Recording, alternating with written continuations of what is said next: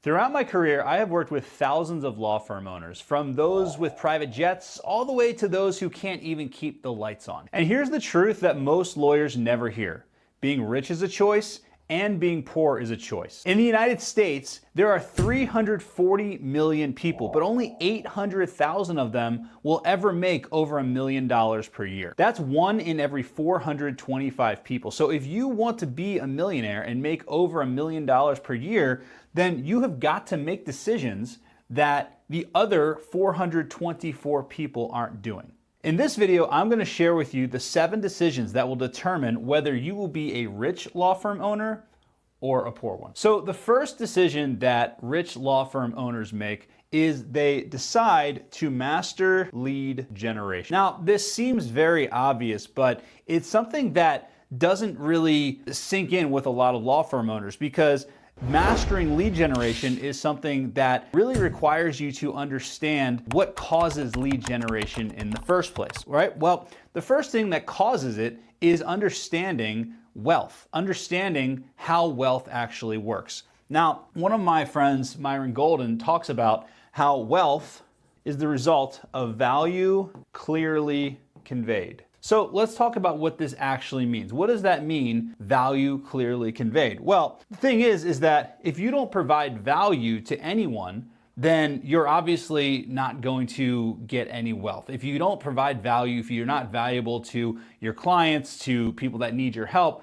why would they ever pay you anything, right? But most lawyers are already valuable. The problem is that most lawyers don't convey their value, and they don't do so clearly when they do convey their value. So what that means is that you need to demonstrate very, very clearly the value that you provide. And there's a few ways that you can do that as a law firm owner. So one of my favorite ways to do this is to create content. To create content on a regular basis. And this comes in the form of YouTube videos, it comes in the form of short form videos like TikTok videos and Instagram Reels, and all of those types of things. And what this allows you to do is it allows you to differentiate yourself from all the other attorneys out there, but it also allows you to prove you can help them by actually helping them. And what that does is that allows you to clearly convey your value without you having to say, I can help you, show you can help them, prove you can help them by actually providing value to them. So one of the easiest ways to do this is to go on TikTok and look at what are other successful law firm owners doing that are creating a lot of content. And if you do a little bit of searching, you can find some really, really great content creators that are also law firm owners that have thriving practices just because of the fact that they're clearly conveying their value by creating lots and lots and lots of content. And I have tons of videos on that you can go through my channel. I'm not going to go too much deeper in this video. Now, the reason that this is so important is because there's a concept that most lawyers don't understand, and it's called the 4 laws of buying. Now, every human being in the world makes buying and hiring decisions following the laws of buying. So there's 4 laws, and I'm going to show you what they are. The first is unaware and no problem. Now, the reason this works so well is because it falls into the 4 levels of buying. Human beings make purchasing decisions following the same workflow. So most people in the world who are your ideal clients, they either don't have a problem or they're unaware of their problem. So this is most people in the world. They either don't have a problem or unaware of the problem. So for example, let's say somebody's driving around right now and they don't need a personal injury attorney, but they're going to get into a car accident later today. Well, they don't have a problem right now, but they will eventually because they're going to get into a car accident. So they wouldn't need you even if they wanted to hire you. Or let's say it's somebody who their spouse is currently getting ready to serve them divorce papers. Well, they don't know that divorce papers are coming, so they're actually unaware of the problem.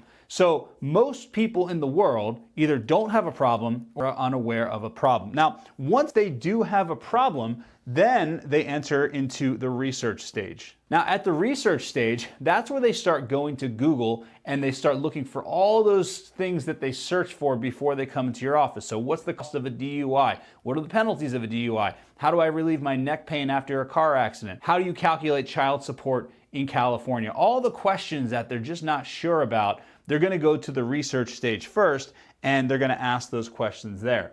And then once they do that, then they're going to go into something called vendor selection. Now, vendor selection is where they go to Google and they search personal injury lawyer near me, criminal defense attorney near me, family law attorney near me, estate planning attorney near me, all of those keywords that are essentially buyer intent keywords, that's what happens at the vendor selection level. And then once they graduate from the vendor selection level, once they've actually interviewed some attorneys and they've talked to attorneys, then they move into the final stage, the final level, which is the higher stage. Now, what's interesting about this entire process is that only 3% of any given market, 3% of people that actually need an attorney, only 3% of them are in the vendor selection stage. That means that 97% of people who need an attorney are in the research stage. They're the ones that are doing those research keywords. So most attorneys advertise at the vendor selection level. So most attorneys advertise at the vendor selection stage. And when you have only 3% of the available cases and like 97% of the attorneys advertising here, what does that mean? It means that the cost is very, very expensive. This is basic supply and demand. When the supply is very low and the demand is very high, it's very expensive. So that's why you can pay $100, $200, $300 a click for some of these keywords. It's because they're in such high demand. But what about the research phase? The research phase is where 97% of people are.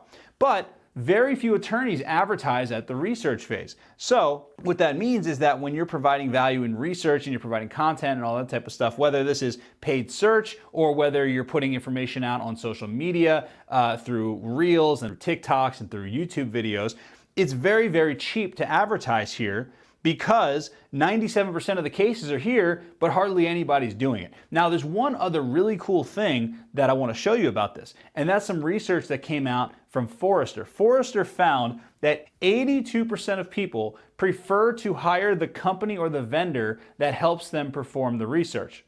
So what that means is that if you can intercept them at the research phase and you can answer all those questions that they're Googling, and because you already know their answers, you already know they're going to ask them. So if you answer those questions and you run ads to the answers to those questions and you put out content on social media and things like that so that people actually will see your voice and hear your mannerisms and get to know, like, and trust you, then what they're going to do is they're actually going to skip vendor selection altogether and go right to hiring you. That's why it's really important to understand the 4 levels of buying, because when you understand this and you advertise and you focus on the right level, then you can basically intercept a lot of people and get them to hire you before they even go to Google and search personal injury attorney. If somebody watches 10 videos of yours talking about how to handle a child support situation, they're not then going to go to Google and hire another attorney. That's just not how it works, right? So what you need to do is prove you can help them by actually helping them do the research, by answering all those questions that people come into your office,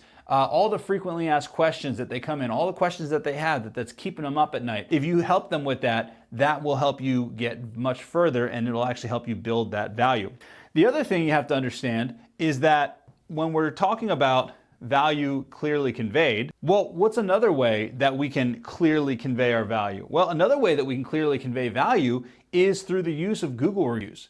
Google reviews are the easiest way to prove that you can help people, because there's a general belief that if you help somebody get one result, then you can help another person. So if I go to Google and I see a restaurant, for example, and it's got 5 stars and it's got 9,000 reviews, I believe that when I go there, I'm probably going to enjoy my meal because 9,000 other people already did. That's another way to clearly convey your value. And there's some other interesting research around this as well. In fact, there's a company called Bizarre Voice Network, and they found that when any business, including law firms, gets 200 reviews, then their revenue increases by 44%.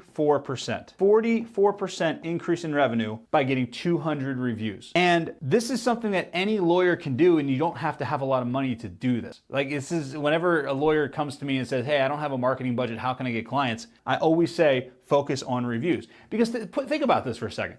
If you made $1 million last year, right? And you go out and you get 200 reviews and your revenue increases by 44%, that means you're going to make an extra $440,000 just because you got those reviews. So how does this actually work though? Like, why do reviews increase your revenue and why do they supplement your lead generation? Well, The reason why is couple reasons. First of all, when you're looking at Google, in the Google 3-pack, when someone searches personal injury lawyer near me, or criminal defense attorney near me, or any of those related keywords, then Google has to decide who are they going to show. Who are they going to put in the map pack, in the 3-pack? And by the way, maps equal phone calls. Maps is where you want to actually focus on, because that's where you're going to get phone calls. So they rely on 3 things. The first thing they rely on is proximity to the searcher. How close are you to the person who's searching? There's not a whole lot you can do about that, so we're not going to worry about that. The second thing that they look at is prominence. That means how many places are you mentioned online? How prominent are you on the internet? That's why it's really important that you have business citations created, such as business profiles like Avo and Google. That's why it's important to have all your business listings updated, like your Yelp, your Bing, your Facebook, your Avo, like all these different places where you can create a profile for your business. It's very important that you do that, because that's going to increase your prominence. But the third thing, and the biggest thing that we can use, is relevance. Relevance. It's how relevant are you to the thing that the searcher is searching for. And the way that Google determines relevancy is, 1, through your website content, but anybody can write anything on their website. So the thing that they lean on more heavily is reviews. Do your reviews contain words, phrases, keywords, and synonyms in them that are relevant to what the searcher is looking for? Now, what you need to do is you need to make sure that the reviews that you have on your Google profile have words, phrases, keywords, and synonyms that are related to your practice area and your geographical location. Now, we don't want to just spam it and have a reviewer write Baltimore personal injury attorney 75 times. Google's smart enough that they're not going to fall for that. They actually use something called latent semantic indexing, which means that there's certain words and phrases that they expect to see depending on the business type. So if you're a personal injury attorney, they expect to see car accident and whiplash and insurance and settlement and trial and a million other words, right? Because these are all words that are commonly found and associated with personal injury attorney websites. So how do you get clients to leave words, phrases, keywords, and synonyms in your reviews so that when someone searches whatever your keyword is, you shoot to the top of Google? Well, the way you do it is you give them prompts. So you can give them prompts that will help them write better reviews. One of my favorite things to do is send an email that says, a lot of times people want to leave us a review, but they're not exactly sure what they should say. We have found that the best reviews answer the following 5 questions. Number 1, what was the problem that you had before you came to our law firm? Number 2, why did you pick our firm over all the other firms in the market? Number 3, what did we do for you?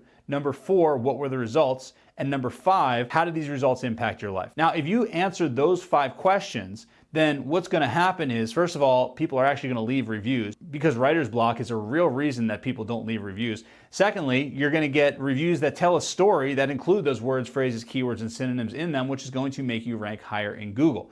So when you rank higher in Google, more people are going to see you. And then because you have a higher number of reviews, people are going to have that trust that you actually can deliver the results that they're looking for. And then they click on your listing, they start reading the reviews, and they start seeing, oh, wow, there's my story. This is my story. And they're going to start seeing reviews that are relatable to the situations that they're in, because now what we're doing is we're getting our clients to actually tell stories in the reviews. So when you have this happen, you can see how you very easily could make 44% or more revenue just because of the fact that now you have a very, very high number of reviews. So mastering lead generation cannot be done if we're not focusing on reviews at the same time, and if we're not providing value, not just providing value, because just providing value isn't enough. There's plenty of lawyers out there that are great lawyers, that are extremely valuable to their clients, that are also broke, right? So providing value isn't enough. It's important that you clearly convey the value. And the way that you do that is by providing value through videos and through research when they're doing the research, and then also providing the social proof, demonstrating your value that you have actually helped other people very, very clearly, and Google reviews is the best way to do that. Okay, so now let's talk about the second decision that rich lawyers make. The second decision that rich lawyers make is to build a flawless intake system. Intake is the lifeblood of all law firms, because it doesn't matter how many leads you get. If you can't convert them from lead to client, then the leads are worthless and you've wasted all your money on all these Google ads and you've wasted your time creating all these videos and getting all the reviews. So the number one thing that you can do, and this is like such an easy thing that any lawyer, is make the commitment to answer the phone 24 hours a day, 7 days a week, 365 days a year. What's funny is that I always give a piece of advice that all lawyers should change their hours from 9 to 5 to, or 9 to 6, or whatever your hours currently are, to 24 hours. And yeah, you need to hire an answering service or you need to have somebody answering your phones, but if you get one client, it pays for the answering service for the entire month. And every time I give this advice, I always have lawyers contacting me saying, you know, I got a call at 2:30 on Saturday night and they turned into a client. Like I did this one time and I had a client who, he signed up a wrongful death the next day. It was a Friday. He switched his hours to 24 hours. And then Saturday night, he signed up a wrongful death client, right? This is the easiest, lowest hanging fruit, is make sure that your phones are answered 24 hours a day, 7 days a week, because people do not leave voicemails, especially for lawyers. Think about this. If your toilet is overflowing, are you going to call a plumber and let's say you get the plumber's voicemail and they say, hi, this is Joe the plumber, I'm not available right now. Are you gonna leave a message for Joe the plumber and just wait for him to call you back? Or are you gonna hang up in the middle of his outgoing message and dial the next plumber and keep calling and keep calling and keep calling and keep calling until you actually get a plumber on the phone who's gonna come to your house and fix your toilet right now? I think you know the answer. You're not gonna call and leave a voice message. You're gonna hang up, you're gonna call the next plumber. Well, your potential clients are the same way. So you need to make sure that you're available for them 24 hours a day, 7 days a week, 365 days a year. And here's another interesting statistic. 50% of people will hire the first vendor that they talk to. So that means that you'll get clients simply because you're the first person that they talk to. But you can't be the first person that they talk to if your hours are set from 9 to 5 or 9 to 6 or whatever time your office closes. Our business partner, Ethan Ostroff, has signed up thousands and thousands of cases, and a very, very large percentage of his cases that he signed up have come during what he calls the golden hours. And the golden hours are to 9 p.m. at night and over the weekends. And the reason that so many cases sign up during this period is very simple. People are home. People actually can pick up the phone. People can do the research. They're not working, right? But if you're set to closed, if your Google business profile says closed on it, they're not going to call you. They're just going to call your competitors. So now when it comes to intake, one of the most important things that you can do is not only answer the phone, but do relentless follow-up with people when they come in as leads and you don't talk to them the first time. A lot of times you'll get leads, people that fill out a contact form. They'll maybe send you a social media message. Maybe they'll email you. There's lots of different ways that you can get a lead that you don't talk to them right away. They're not just calling in. And the best law firm owners out there will follow up relentlessly. In fact, we had 2 different attorneys that we worked with, and we ran similar campaigns for them. So there was attorney A, and then there was attorney B. Now, we ran DUI campaigns for both of these attorneys on Facebook. It was the exact same ads, the exact same landing pages, the exact same budget, the exact same everything, right? So attorney A got 300 leads, and attorney B got 300 leads. Attorney A signed up exactly 0 cases. Attorney B signed up 75 cases. Now, these are DUI cases, so I'll let you do the math on how much that was worth. So I pick up the phone and I call attorney A, and I go, what happened? We got you 300 leads. How did you not get a case out of this? And he said, well, I called them all. I couldn't get anybody on the phone. So I said, well, how many times did you call them? He said, I called them once or twice. He called him once, if he called all of them at once, and I've got other reasons to believe that. But anyway, he called him once, right? So I call attorney B, and I'm like, how did you do this? How did you get 75 cases? We ran this exact same campaign for another attorney, and he couldn't get anybody on the phone. He called him, but he couldn't get anybody on the phone. He didn't get any cases. And he just kind of laughed a little bit. He's like, yeah, nobody answers the phone the first time. He's like, there's a billion robodials every single day. We have to call them over and over and over and over and over. We actually have a really cool system that we call 3 times 3 ways. So I was like, what is 3 times 3 ways? And he's like, well, on day 1, they get a text, and then they get a call, and they get an email. If we still haven't heard back from them, then on day 2, they get a text, get a call, and they get an email. And then if we still haven't heard back from them, on day 3, another text, they get another call, and they get another email.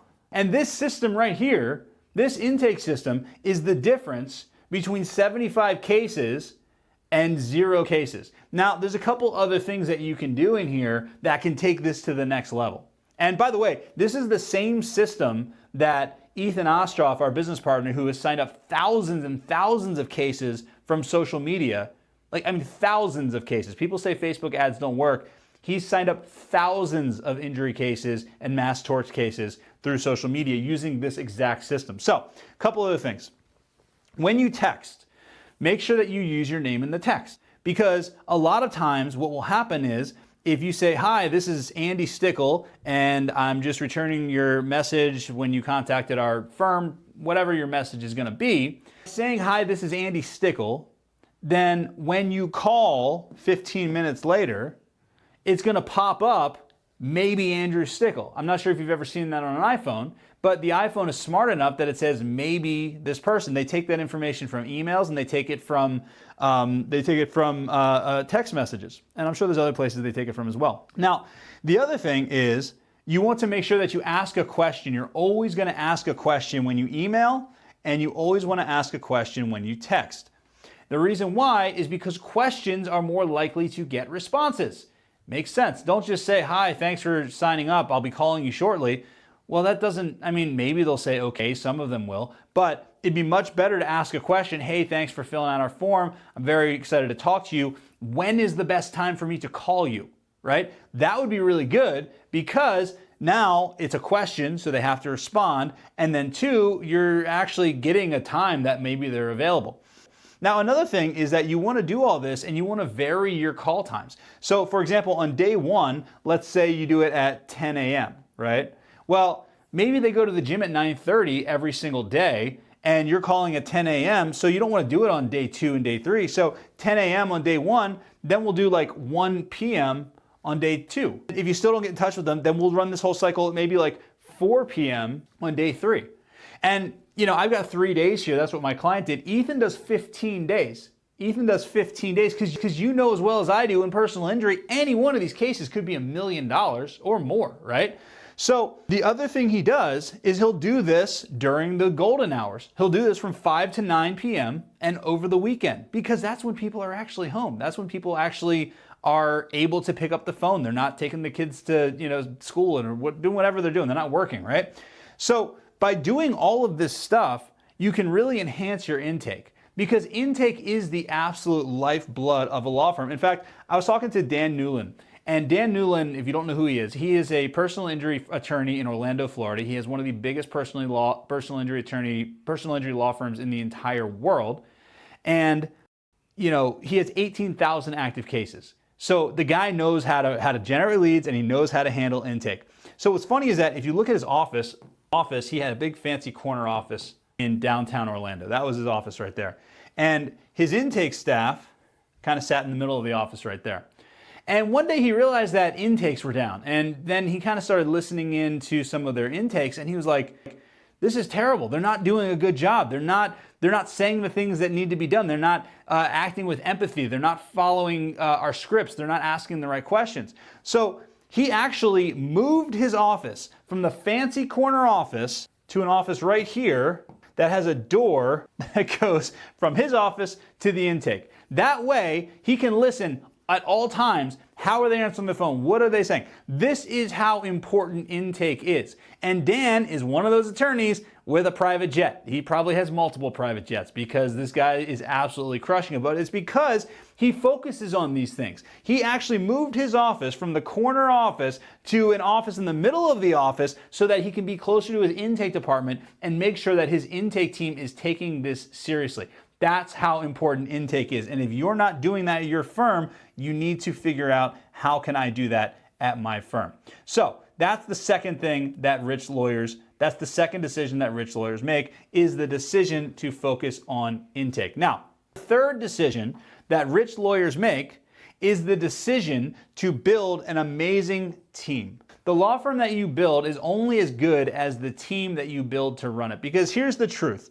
Let's say you get an amazing lead generation system. You generate tons and tons of leads, right? And then you build a flawless intake team. So now you've got lots of leads and great intake, which means you're going to get lots of clients. Well, if you don't have a great team, that means two things. It means either A, you're stuck doing all the work, which means that maybe you got a lot of money, but you're also working 90 hours a week, and that's not good for anybody.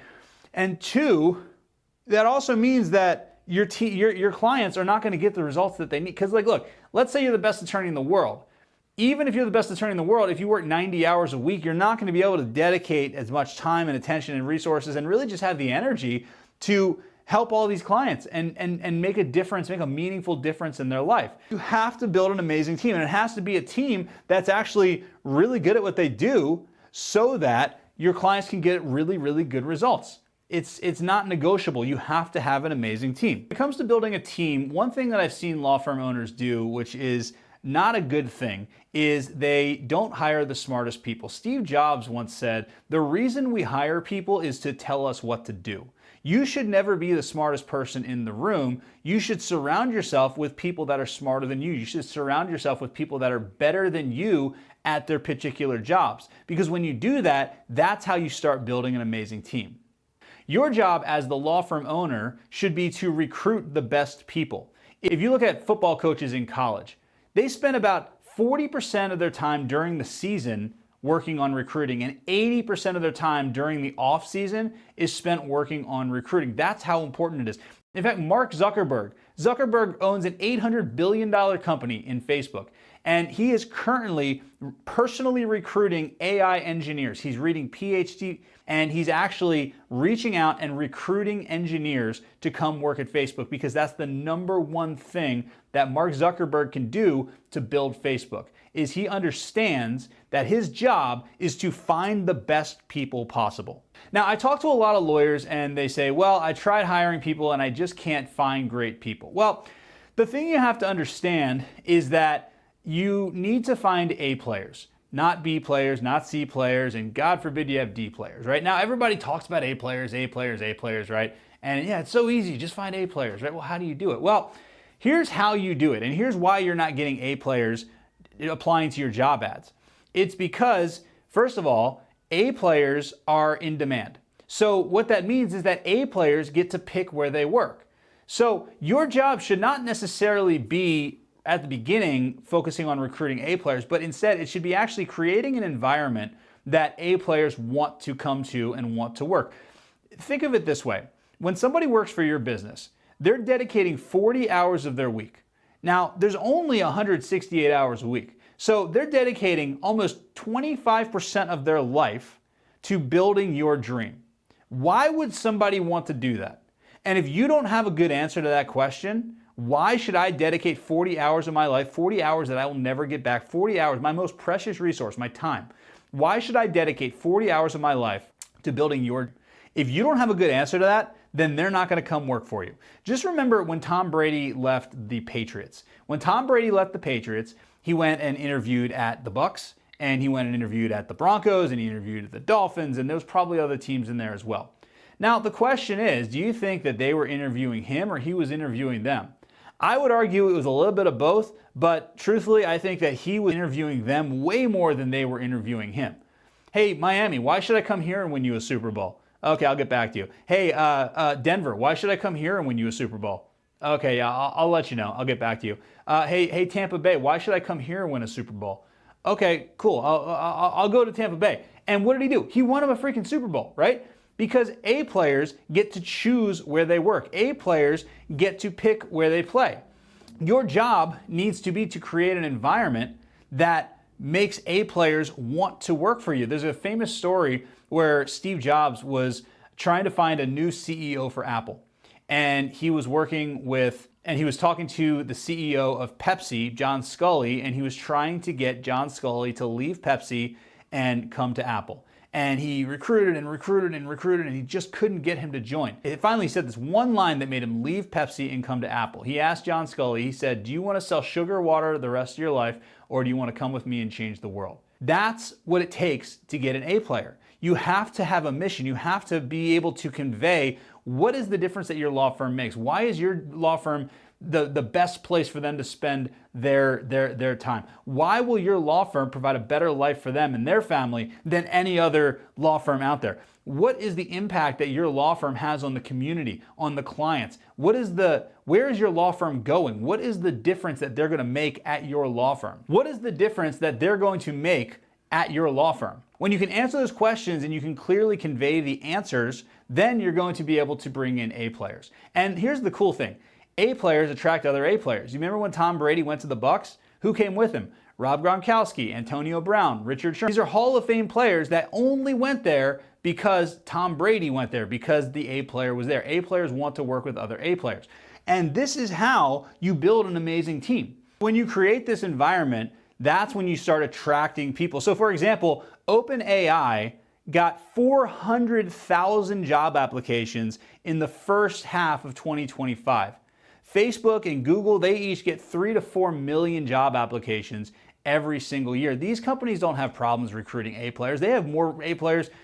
In fact, they have way more A players than they could ever deal with. Their problems are trying to figure out how do we sort through and identify the best candidates to work at our company. And the reason why is because they have a mission, they've very clearly conveyed their mission, and as a result, the best people want to work there. So you need to ask yourself, how can I create that same environment? How can I create that same feeling with my law firm? And I'm telling you, you can do it. It's very easy to do it. But what you have to do is you just have to sit down and think about it and put it down on paper and then start displaying it. Okay, so the fourth decision that rich law firm owners make is they decide to prioritize profits. Now, this sounds very obvious, and oh yeah, of course they prioritize profits. That's how they get rich, right? But the truth is most law firm owners are shooting from the hip. Most law firm owners, the way that they figure out how much money do I have is by opening their bank account and just kind of looking at it, right? So when you start prioritizing profits, then you start making decisions around profits. You start making decisions that are going to lead to more profits. And one of the biggest ones that we see is accounts receivable. There's so many family law attorneys and criminal defense attorneys and estate planning attorneys that have payment plans with clients, and then clients don't pay and they don't even realize that they're behind. So this all starts with figuring out a revenue goal. And once you have a revenue goal, then you can actually figure out how much money am I going to make in profit. So let's say your revenue goal is $1 million. We worked with Chad Dudley. Chad Dudley is a personal injury attorney. He owns a firm in Louisiana, and his firm does over $100 million a year. And we learned something from him called the 20-40-10 rule. 20-40-10 rule. This is the rule that he uses for his company's finances. Now, what do these numbers represent? Well, you have to have a goal. So your goal revenue, let's say it's $1 million.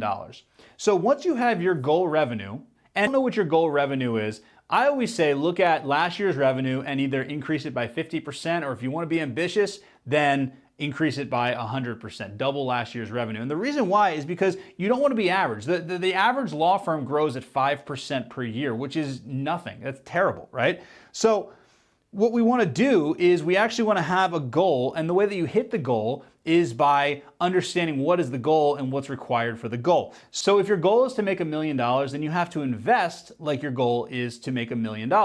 So what Chad Dudley tells us in the 20-40-10 rule is that 20% of your goal revenue is how much you should spend on marketing. 40% of your goal revenue is how much you should spend on people. And the 10% is how much you should spend on answers. 20% marketing, 40% people, 10% answers. Now, so why are we doing this? Well, to hit our goal revenue, which is either 50% higher or double last year's goal revenue, we have to spend more money. We can't think that we're going to spend the same amount of money that we spent last year and get bigger results. It's just not going to happen. So a good rule of thumb is that 20% of your revenue should go towards your marketing budget. But here's the thing. You have to know what your revenue is trying to be, right? So what you have to do is you have to start spending like you're going to hit this number, like this number is actually real. Now, 40% is people. So this is going to be your hiring budget, and you're going to put 40% of this goal revenue into people, into hiring people. Because if you double your revenue or even increase it by 50%, you're going to need to hire more people, because otherwise we're going to run into that issue that we talked about before, which is where you're working too much or you're not delivering great results because you don't have good people, right? And then the final is answers. 10% to answers. Why is that? Well, it's because you're not going to figure all this out by osmosis. You need to find people that have already done the thing that you want to do, and the easiest way to transfer that information from them to you is to pay them to show you how to do it. One of my favorite sayings is that smart people learn from their own mistakes, wise people learn from the mistakes of others. So you have to be willing to invest 10% of the revenue that you're going to bring in into finding the answers about how am I actually going to do this, right? Understanding how am I going to create a better marketing plan and a better marketing strategy. You know, who are the people I need to hire? How do I get better at hiring? How do I create a law firm that is actually going to attract A players? Because that's the other question, right? How do we build that mission? One of our coaches is a guy named Cameron Harold, and he actually wrote a book called Vivid Vision, and he helped us build out our Vivid Vision. We paid him $50,000 a year to help us with a lot of things with our business, but one of those things was building our Vivid Vision. And the reason the Vivid Vision is important is because that's what helps you attract the A players. Now, we never would have done this had we not spent that 10% of our goal revenue to find the answers about how do you spend this 10%. Now, here's the thing. If you want to spend $1 million and let's say your marketing budget is 20%, well, that's $200,000. Divided by 12 months, I think that's like $16,000 and change. I could be wrong on the math on that. But what you're going to do is you're not going to spend that equally. What you're going to do is you're going to start ramping up. So you spend a little bit more, a little bit lower, a little bit more, so that the average will be 20% of your marketing budget. So you're not coming out of the gate spending this money, but you're making the commitment to, as we're continuing to grow, we're going to keep increasing and keep increasing and keep increasing our budget. And that is how you do this using the 20-40-10 rule. And this is what Chad Dudley taught us, and that is how he grew a law firm that does $100 million a year. And he did it not by being lucky, he did it by actually strategically planning that, okay, I'm going to make this amount of money, and to do that, I need to spend this on marketing, I need to spend this on my team, and I need to spend this on the answers, getting the answers to figure out how the heck do I even do this in the first place. Decision that rich law firm owners make is the decision to be resourceful. It is never a lack of resources, it is always a lack of resourcefulness that will hold you back. For example, I know an attorney who is a criminal defense attorney in Los Angeles, California, and he wanted to add personal injury to his practice. Well, Los Angeles is one of the most competitive markets and the most difficult markets to break into personal injury, and he didn't have the money to compete with these big attorneys that were spending just millions and millions of dollars on advertising. So he didn't have the resources, but he was very resourceful. What he did is he went out and he got some business cards made. He got these business cards that they were gold foil, and on the back he said, keep this card for one free traffic ticket defense in the next 10 years. So he got all these cards made that were gold foil, so they stood out, and they offered a free traffic ticket defense, which is a resource that he has. He has that knowledge where he can help people with their traffic tickets. And he went around the entire city of Los Angeles and he thought, who is everyone that could help me get clients as a personal injury attorney? And every single person, every single business that he thought could actually help him get clients, he gave one of these cards. He said, here, hold on to this card. If you get a traffic ticket in the next 10 years, just call me up. I will take care of it for you. I'll handle it for you. And by the way, if you know anybody that needs a personal injury attorney, send them my way. I'm your guy. That resourcefulness allowed him to build a very, very successful personal injury firm just because of the fact that he didn't have resources, but he had resourcefulness. So you have to ask yourself, what are the resources that you have? What is the knowledge that you have that you could use to grow your business? Another story that I love is from Dan Newland. Before Dan Newland was this massive attorney with 18,000 active cases, he wanted to get wrongful death cases.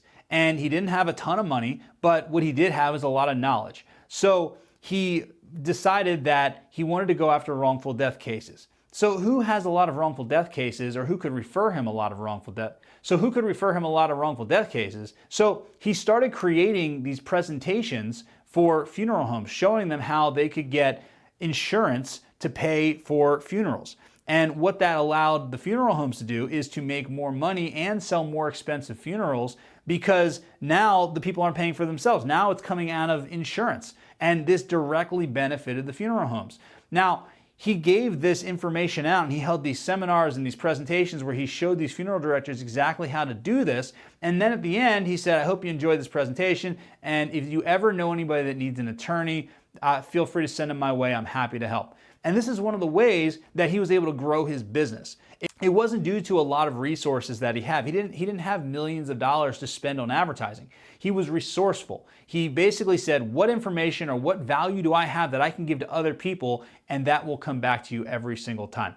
So what you need to ask yourself is, what resources do you have at your disposal? And they don't have to be physical resources. They can be knowledge in your brain. You're a lawyer. There's lots of people that you can help. What resources do you have that be valuable to other people, and how can you use those resources to grow your business? And if you do that, if you ask yourself that question, you will find really, really good answers, and you will make a lot of money simply by being resourceful. We had another attorney, he's a DUI attorney in Denver, and he didn't have a big budget. So I told him to go and get lighters made from one of those online vendors that does print order items, and get lighters made that say DUI attorney and your phone number and your name. And then take those lighters, he got 500 lighters made, and take them to the bars in downtown Denver, because he was in Denver, and just give them to the bartenders and say, hey, listen, will you just pass these lighters out? These are free for all of your patrons. So what happened is the bartenders would give out the lighters, and then people would get the lighters, and they'd see the name, they'd see the phone number, they'd see he's a DUI attorney, and they would hold on to the lighters. And now every time they smoked whatever it is they're smoking, they would pull the lighter out, they'd see his name, and just over and over and over again, they remember his name. Now, the other cool thing about lighters is that if you've ever smoked, you would know that it's very difficult to hold on to a lighter. So what ends up happening is the lighters get passed from person to person to person to person to person, and maybe 3 or 4 people will actually see that lighter. And this campaign directly led to at least 3 or 4 DUI cases, because it only cost him $500 to get the lighter, but because he was resourceful and he asked, okay, what can I do? What can I do with this $500 that would give me the biggest bang for your buck? He was able to get a bunch of cases, and then he was able to use those cases to fund some other cases, and it just grew from there. So just remember, it's never a lack of resources, it's always a lack of resourcefulness. So ask yourself, what resources do I have at my disposal? And you will be able to make a lot of strides in your firm. Okay, so the 6th thing that all these rich lawyers all have in common is they make a conscious decision of who to blame. Now, this is a very interesting one, because this is something that doesn't really get talked about very often. But I heard a quote one time that said, power follows the blame finger. Power follows the blame finger. What does that mean? Well, whoever you point at and say, this is your fault, that's who has all the power. So if you're saying, this is the government's fault, the government's the reason that I can't get ahead, or this is my clients, it's my clients because they can't get ahead, or this is my employees, or this is this or that, whatever it is, whoever you're pointing at and saying it's their fault is always going to be the one that has all the power. The second that you turn the finger around and you say, this is my fault, then you're the one with the power. The reason why is because that means that you have the ability to change it, right? If you're saying that this is the government's fault and the government is the reason that X, Y, and Z is happening to me, well, you're going to change the government? Probably not. Good luck, right? So the person that you blame, or the entity or the thing that you place blame on, is always going to be the thing that has all the power. So what you need to do is you need to turn the finger around and point it at yourself. Jocko Willink has a great quote. It says, just because it's not my fault doesn't mean it's not my responsibility. And that is a great way to look at it, because when you accept responsibility, even for the things that aren't necessarily your fault, but you still accept responsibility and you blame yourself, either rightly or wrongly, but still accepting responsibility, then you're the one that has the power to fix this. So let's say, for example, that you have an employee who makes a really big mistake on a case and it causes something to happen. Well, you could blame the employee. You could say, well, John, this is your fault and you're fired and blah, blah, blah.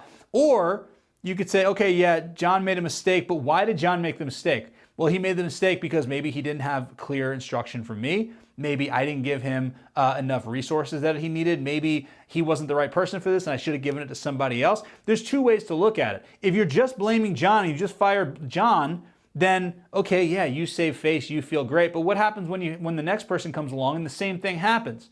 Is it that person's fault? No, it's your fault. The second that you decide to turn the blame finger around and point it at yourself and say, this is my fault, this is my responsibility to fix, that is when great things happen.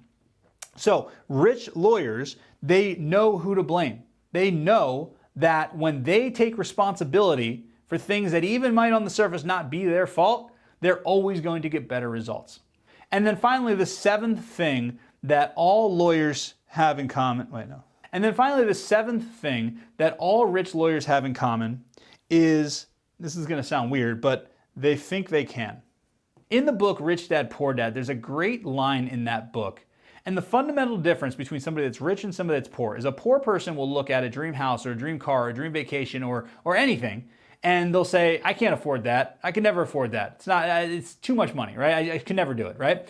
Whereas a rich person looks at that same house, that same car, that same dream vacation, and instead of saying, I can't afford that, they ask a question. How can I afford that dream car? How can I afford that dream vacation? How can I afford that dream house? And that is exactly why they are rich, because they believe that they can. Henry Ford once said, whether you think you can or you think you can't, you're right. That's my favorite quote, and it's true.